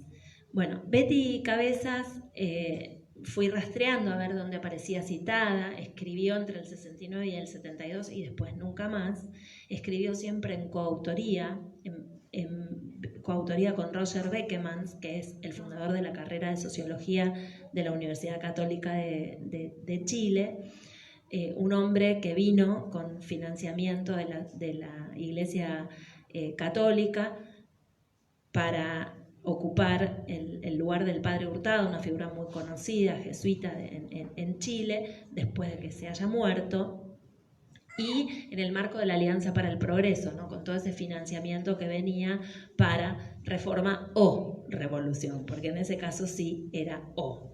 Y Beckemans estaba del lado de la reforma, no del lado de la revolución, recuperando, según Fernanda Weigel, una teología de la liberación más, entre comillas, desarrollista y menos revolucionaria. Entonces esta mujer, Betty Cabezas de González y Beckemans, digamos que crearon una institución que se llamaba DESAL, que competía en algún punto con la CEPAL para llevar adelante reformas que tuvieran que ver con el desarrollo de América Latina en una clave más moderada, más conservadora. Bueno, Weigel dio con la hija de Betty Cabezas de González, que le proveyó del currículum de Betty Cabezas de González, que se murió. En ese currículum hay poco y nada. Yo la contacté a la hija después de Fernanda Weigel, nunca me contestó. Contacté a una compañera de la carrera de Betty, que no era ingeniera, no era socióloga, pero compañera, digamos, de estos cursos de posgrado que hacían sobre sociología. Me contestó hace muy poquito, después de meses, no vio el Facebook, porque trato de contactar como puedo a las actoras. Espero poder entrevistar a esta mujer, que compañera de Betty Cabezas de González, que se dedicó a la literatura infantil, nada que ver, pero me gustaría que me cuente un poco cuál era el ambiente. Sobre Beckemans hay un manto de sospecha de que fue colaboracionista con el gobierno de Estados Unidos y la Central de Inteligencia Norteamericana, y que en algún momento eso, digamos, tuvo un ultimátum, y es por eso que a partir del 72 no se lo ve ni a Beckemans ni a Betty Cabezas de González escribiendo. Pero digamos que este recorrido mostrando a estas dos mujeres, más allá de si el aporte fue significativo o no, porque la verdad es que en términos de sociología en ninguno de los dos casos fue significativo el aporte, más bien Cristina Salazar estuvo más vinculada al trabajo social. Me parece que empieza a pintarnos una escena del surgimiento de la sociología, la profesionalización de la sociología, la institucionalización con mujeres, que es un poco lo que nos está pasando, que nos está faltando, y el trabajo enorme que están haciendo en Pioneras de la Sociología. La entrevista que le hacen a Elizabeth Schelling la estoy usando en casi todos los inicios de todos mis cursos, porque Elizabeth Schelling ahí dice dos cosas que están como la entrevista está muy bien, y ella se centra mucho en contar cómo fue su vínculo con la sociología, cómo empieza y cómo sigue.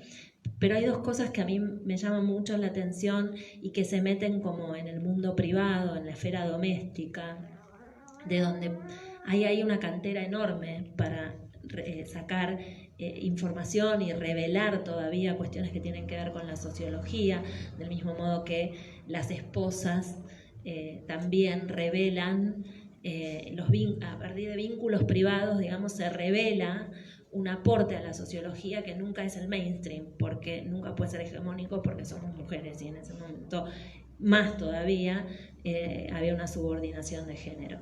Elizabeth Schelling dice que cuando ella estaba en Estados Unidos trabajando con el marido, lentamente empezó a comprender que cuando la convocaban para un trabajo, convocaban primero al marido, después a ella, que también era sociólogo. Y lo dice de un modo que pareciera como que le está pasando una factura a este buen hombre, ¿no? Como, bueno, podría haber dicho él, bueno, mira, no, anda vos, ¿no? La otra cosa que dice, bueno, Alejandra la conoce muy bien, Elisa. Yo estoy hablando sin saber. No, me causó gracia. Sin conocerla. Yo no conozco detalles de su vida privada. Entonces, lo que leo de esa entrevista es lo que a mí el lugar de la fantasía, ¿no? Que está bueno siempre tener, la imaginación sociológica. Cristina Salazar, Elizabeth Schelling, leían a Wright Mills en los años 60, sí. Tenían imaginación sociológica, entonces permítaseme esta fantasía.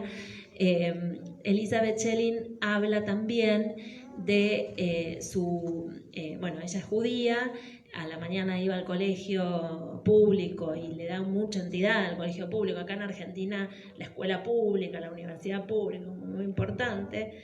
Estoy al respecto con cierta indignación porque mi hijo se inscribió en la UNTREF y resulta que hay que pagar 500 pesos de matrícula. Elizabeth Schelling dice, es que no hay licenciatura en música acá, tendríamos que insistir un poquito más. Elizabeth Schelling dice que a la tarde iba a la escuela judía y que fue en la escuela judía que ella empezó a cultivar la idea de estudiar sociología. Y esas ideas que le dieron, creo yo, tanta autonomía en términos de género y en términos de identidad de mujer, ¿no? Si yo pudiera hacerle una entrevista de vuelta a Elizabeth Schelling, le pediría que me cuente cómo era esa sociabilidad en la escuela de la tarde, ¿no? Para ver ahí qué vehículos emancipatorios hubo para que puedan tener la cabeza, que seguramente tiene también por otras razones, pero digamos que ahí hay una pregunta que creo que son las preguntas de la sociabilidad de ese ámbito doméstico, para decirlo rápidamente, en donde podemos seguir metiendo la cucharita y sacando, ¿no? Para acabar esa estructura desde abajo y que se caiga. Bueno, le dejo entonces la palabra a Ana con esta cita que hago de su trabajo. Yo no sé si a las 7 hay clase acá. Así no lo sabemos si estamos ahí con el horario. Por eso no, aviso por las dudas porque yo igual me acerco si viene alguien, que no se esperen. Bueno, muchas gracias. Gracias por el comentario. Vamos a hablar de pioneras, pero primero quería hablar un poquito del cuaderno de trabajo, que me pareció fantástico. Vine como muy emocionada, ya te lo dije, porque me pareció un trabajo enorme. Quería hacer algunos comentarios sobre eso, muy breves, sobre todo si hay clase. Pero no puedo dejar de agradecer a Paula Aguilar, gran laburadora de esta casa de estudios, a quien tuve profesora junto a Alejandra, a Verónica. No cursé con Cecilia, pero también era profesora cuando yo cursaba. Y que les agradezco también por ese gesto que tienen.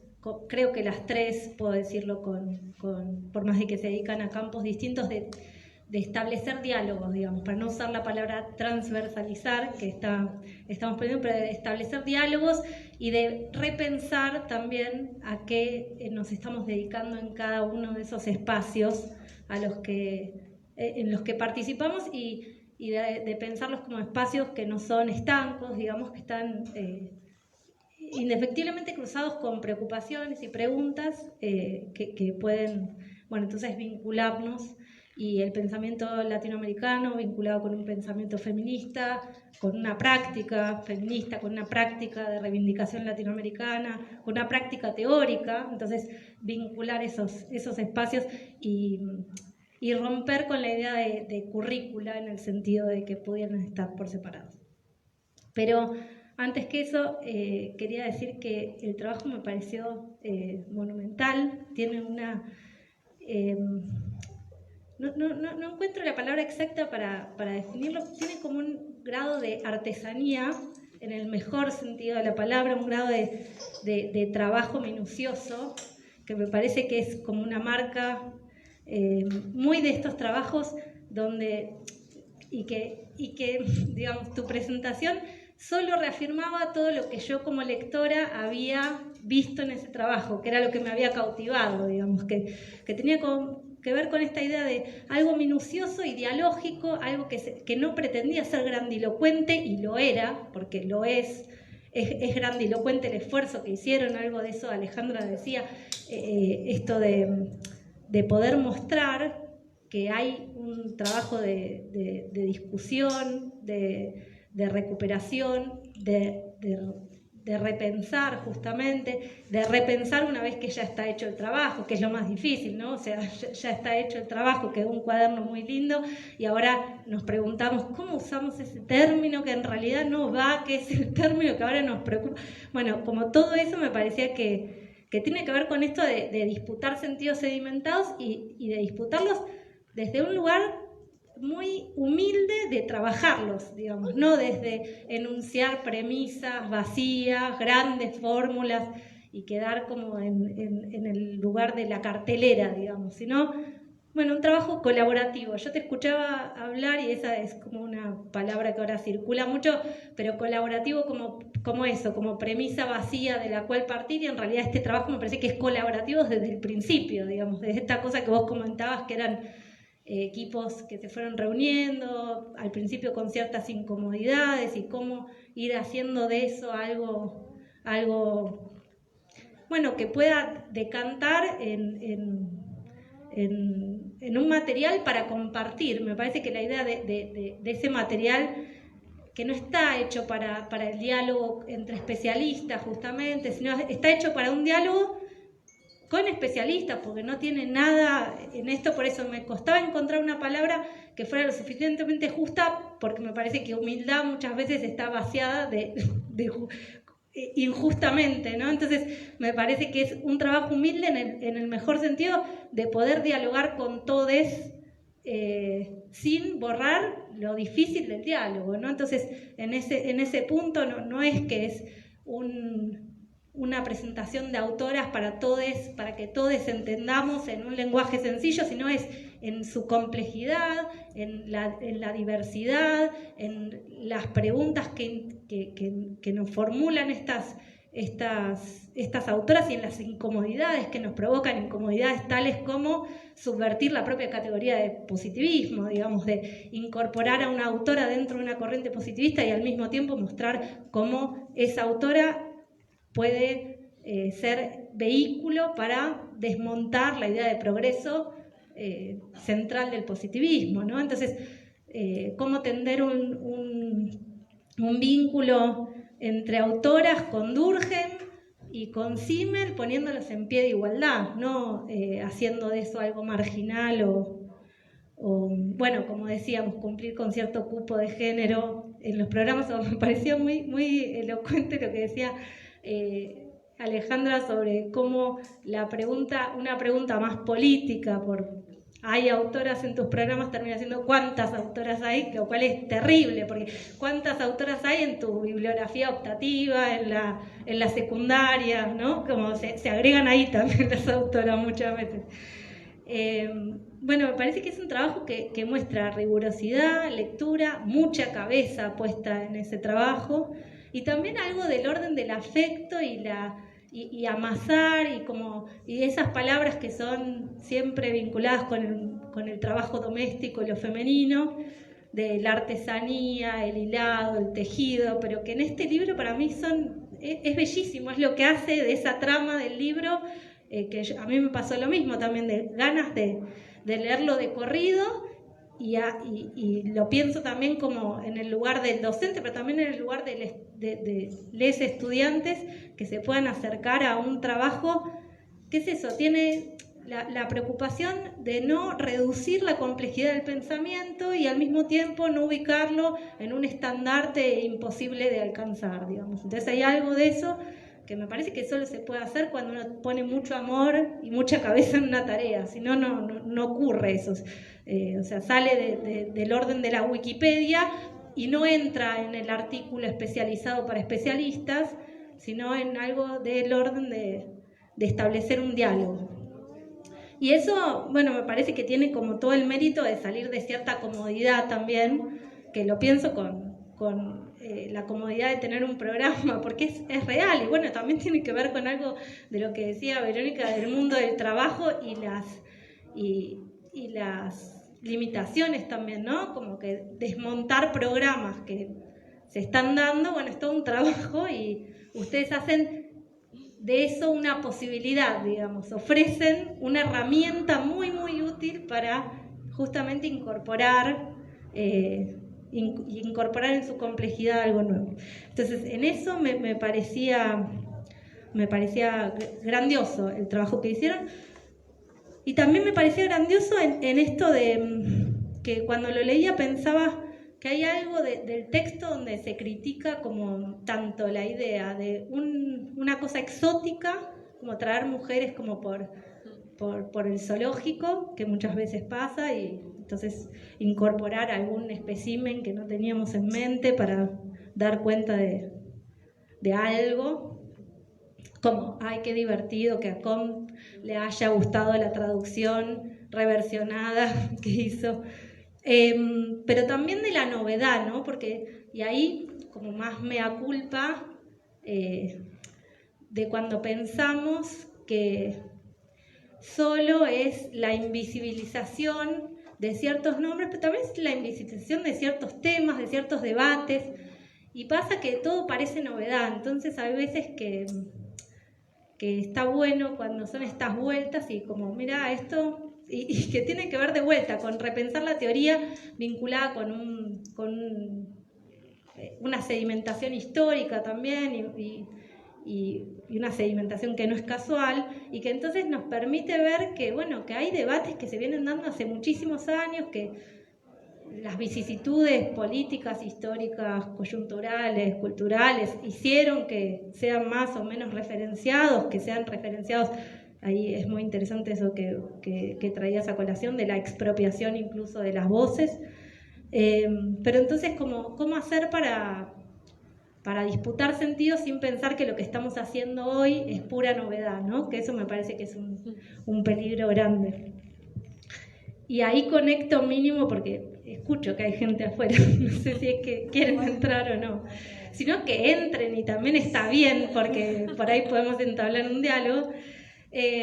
Ahí se inscribe un poco el trabajo por el que me parece que estoy hoy acá sentada, que es el trabajo de pioneras, mujeres de la sociología argentina, que hago con dos compañeras, grandes amigas, Evangelina Caravaca y María Soledad Sánchez. No pudieron venir ninguna de las dos porque a las dos María Soledad Sánchez viajó ahora a Brasil y Evangelina está en una clase. Las dos justo habíamos arreglado esta fecha y después, se complicaron las agendas. Pero que es un trabajo un poco, digamos, que nace de...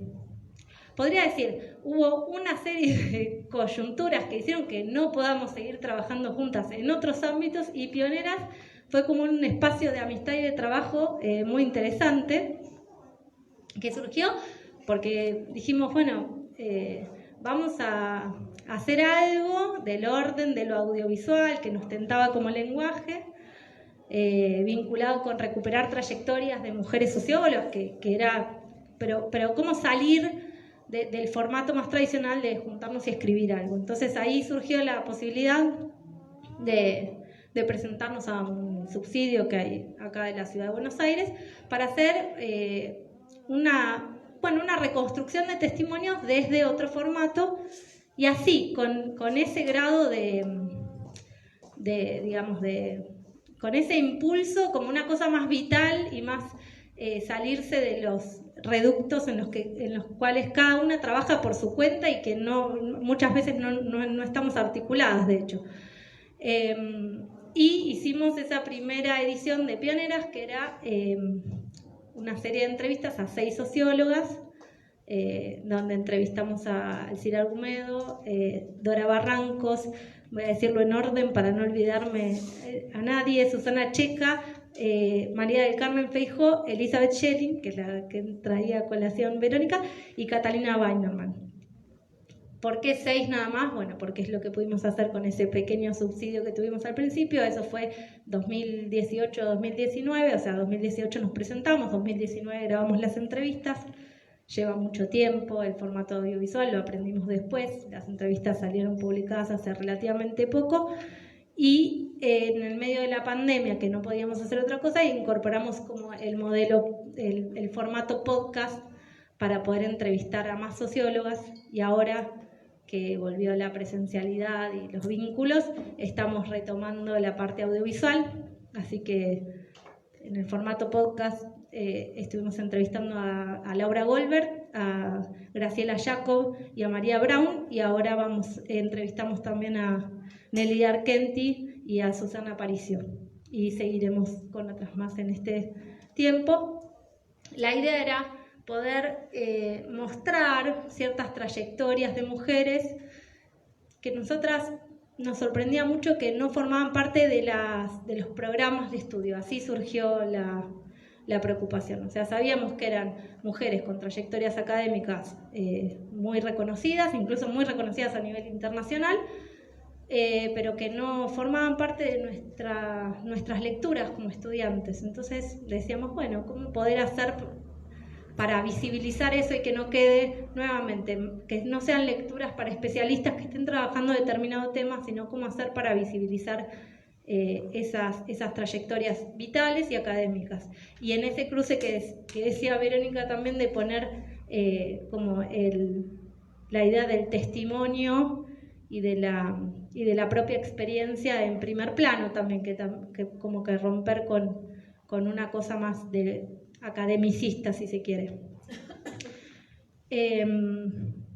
Pero bueno, la verdad que el formato de Pioneras es un formato, siempre lo decimos porque nos parece que es como una impronta muy clara, y me parece que algo de eso vos decías con el cuaderno que me parecía muy interesante, que es el formato de difusión. En este caso el cuaderno tiene una preocupación más por una intervención académica. Nosotras específicamente queremos que como el proyecto de Pioneras tenga que ver algo más con eso, como conectar con diversos lenguajes y diversas también inquietudes, que no se circunscriba a académicos, sino también a quienes están transitando carreras de sociología o que están transitando otras carreras vinculadas a las ciencias sociales y encuentren en ese material la posibilidad de entusiasmarse con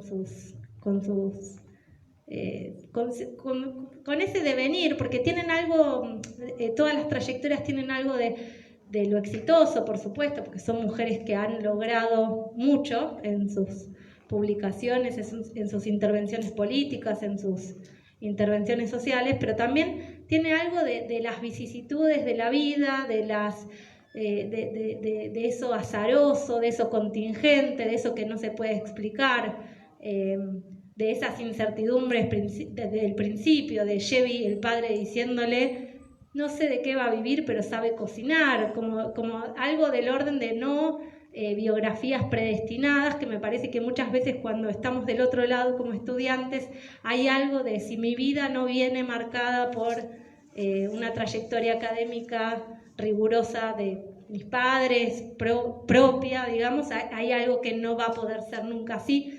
Y esas trayectorias muestran que, bueno, que Alcira Argumedo era nadadora y que terminó siendo socióloga y fumadora y diputada nacional, cuando en realidad ella vino en búsqueda de una pileta climatizada para poder seguir su práctica, de Susana Checa contando su formación religiosa y termina siendo una de las grandes pioneras en pensar la despenalización del aborto, así dicho, y la interrupción del embarazo, ¿no? Entonces, como poder como mostrar que esos testimonios dan cuenta de que no siempre el camino académico es recto digamos, y me parece que salvando las enormes diferencias en las reconstrucciones que ustedes hacen con tanta minucia de cada una de las vidas de las autoras, que por supuesto uno lee y después quiere, y Flora Tristán, y pueden aparecer más, pero bueno, no se puede pedir todo, pero que en esa reconstrucción recuperan algo de esto de las trayectorias accidentadas, de las tragedias cotidianas, que hacen, como decían ustedes, a la voz de esas mujeres, a sus puntos de vista, y que no tiene que ver con una esencia femenina. Eso me parece como una obviedad, pero no lo es, porque después cuántas mujeres sigue siendo la esencia femenina, ¿no? Entonces, que después supongo que serán cuántas mujeres, cuántos gays, trans, o sea, siempre lo mismo, ¿no? No importa la identidad que se use, pero esa cuantificación viene de ahí, ¿no? De pensar que habría algo esencial ahí. Pero bueno, entonces eso, como en ese cruce de que no me quería extender más con Pioneras, porque la verdad me parece un trabajo enorme el que han hecho, me parece muy sugestivo, y agradezco especialmente a Paula, en serio, por armar esta mesa para charlar, porque me parece que es eso, conecta diferentes intereses.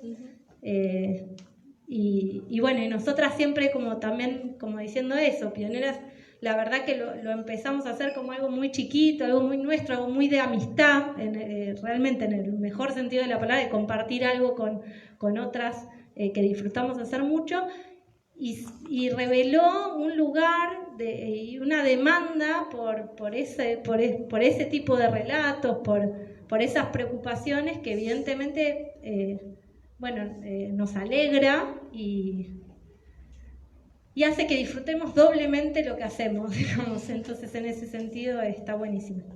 Y me parece que por cómo presentaste, con el entusiasmo que presentaste este trabajo, entiendo que hay algo de eso, de continuar con una cosa como de búsqueda, no para llenar como espacios de currículum, sino como una búsqueda legítima de algo que moviliza, en el sentido de una pregunta acuciante por cómo hacer para repensar los modos en los que pensamos la sociología, que eso también me parece algo muy lindo que dicen al comienzo, que es cuando se enseña teoría sociológica, no se está enseñando solamente contenidos, se está enseñando también a pensar sociológicamente, y eso me parece que es algo como que no hay que olvidarse nunca, en el sentido de eso, de también articular teoría con práctica, ¿no? Con práctica, con praxis, en el sentido no de una práctica metodológicamente orientada y prístina, sino en una praxis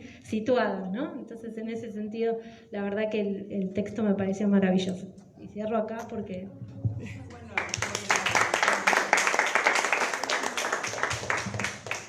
Sí. O si alguien del público...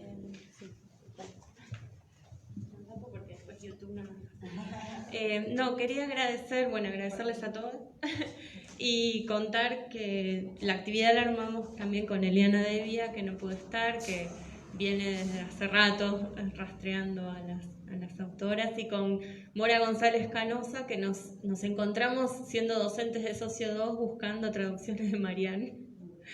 Y después, en la pandemia, las chicas abrieron su taller, que eso es importante, porque además de humildad de trabajo hay mucha generosidad, y se hizo esta cosa global de los beneficios del maleficio, como dice una amiga, que hizo que yo participara del taller de lectura de clásicas de ellas desde México, nosotras desde Argentina, y no todas las reuniones por razones obvias, pero sí participé. Entonces se armó como una red de complicidades y tramas que es súper interesante, y después a través de otra red, que es la de la Asociación de Historia de las Mujeres y Estudios de Género de Argentina, nos conectamos en los talleres de lectura con otras compañeras de Cuyo, que también estaban buscando traducciones de Marianne. Bueno, y así sucesivamente, siguiendo la pista de la bibliografía, de las materias teóricas